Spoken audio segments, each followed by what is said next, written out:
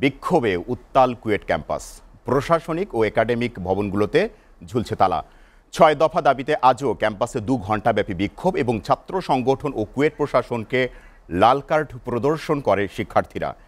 এদিকে কুয়েট প্রশাসনের পক্ষ থেকে ৪ সদস্যের তদন্ত কমিটি গঠন করেছে। খুলনা প্রেস ক্লাবের সামনে সংবাদ সম্মেলন করে ইসলামী ছাত্র শিবির বলছে, ছাত্রদল যুবদল এ হামলায় চালিয়েছে। ঘটনার সময় যুবলীগও তাদের সঙ্গে যোগ দিয়েছে। খুলনা থেকে রকিবুল ইসলাম মতির পাঠানো তথ্য ও চিত্রে প্রতিবেদন।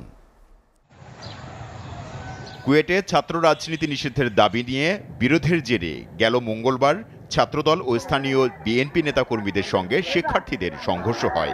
এতে অর্ধ শতাধিক আহত হয়। এর আগে ৬ দফা পূরণ না হওয়ায় উপাচার্য, উপ উপাচার্য ও ছাত্র কল্যাণ পরিচালককে বর্জন করে শিক্ষার্থীরা। প্রশাসনিক ও একাডেমিক ভবনে তালা ঝুলিয়ে দেওয়া হয়। কুয়েট ক্যাম্পাসে সকল সাধারণ শিক্ষার্থীরা আছি, হলে অবস্থান করছি, ক্যাম্পাস ছেড়ে কেউ যায়নি এবং আমরা বর্তমানে নিরাপত্তাহীনতায় ভুগছি। ক্লাস বর্জনের ছিল ২৮ তারিখ পর্যন্ত, স্যাররা সেখানে ক্লাস ক্যান্সেল করছে। এটা হাস্যকর ছাড়া আর কিছুই না। আমাদের দাবি পূর্ণ হয় নাই, তো সেজন্য আমরা কালকেই ভিসি, প্রভিসি এবং যে আমাদের ডিএসডব্লিউ আছে তাদের সবাইকে আমরা অবাঞ্ছিত ঘোষণা করেছি।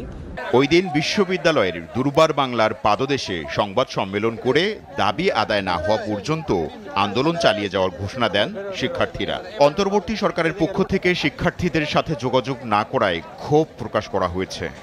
ভিতরে ও বাইরে কোন প্রকার রাজনীতির সঙ্গে প্রত্যক্ষ বা পরোক্ষভাবে যুক্ত থাকতে পারবে না। আজকের ঘটনায় ব্যর্থতার দায় স্বীকার করে প্রশাসনকে নিঃশর্ত ক্ষমা প্রার্থনা করতে হবে। তবে বিশ্ববিদ্যালয় প্রশাসন বলছে শিক্ষার্থীদের 4টি দাবি মেনে নেওয়া হয়েছে। 4 সদস্যের তদন্ত কমিটি গঠন করা হয়েছে। কমিটি 3 কার্য দিবসের মধ্যে তদন্ত প্রতিবেদন জমা দিবে। যারা জড়িত তাদেরকে শাস্তি দেওয়ার জন্য আমরা 4 সদস্যের একটা কমিটি করেছি, তদন্ত কমিটি সিন্ডিকেট থেকে। ওই কমিটি অলরেডি আজকে সকাল থেকে কাজ শুরু করে দিয়েছে, যে কমিটি কাজ করতেছে। তারপর আমাদের আরেকটা যেটা ছিল যে আইন শৃঙ্খলা পরিস্থিতিটা এখন দেখা ক্যাম্পাসে, যাতে এটা নষ্ট না হয় বাইরের কেউ। বিভাগীয় কমিশনার আমাদের মিটিংয়ে ছিলেন, উনি বলেছেন যে হ্যাঁ, আমি যৌথ বাহিনী থেকে শুরু করে সবার সাথে করে আমি বিষয়টা দেখছি। এদিকে কুয়েটের ঘটনায় খুলনা প্রেস ক্লাবে সংবাদ সম্মেলন করে ছাত্র শিবির এবং বলে, হামলার ঘটনায় শিবিরের কোনো দায় নেই। ছাত্রদল যুবদল এ হামলা চালিয়েছে। ঘটনার সময় যুবলীগও তাদের সাথে যোগ দিয়েছে। ছাত্রদল এই ঘটনাটা 2-3 দিন আগে থেকে তারা একটা প্ল্যাটফর্ম থেকে প্রচার চালাচ্ছে এবং তাদের সদস্য মিলিত করছে।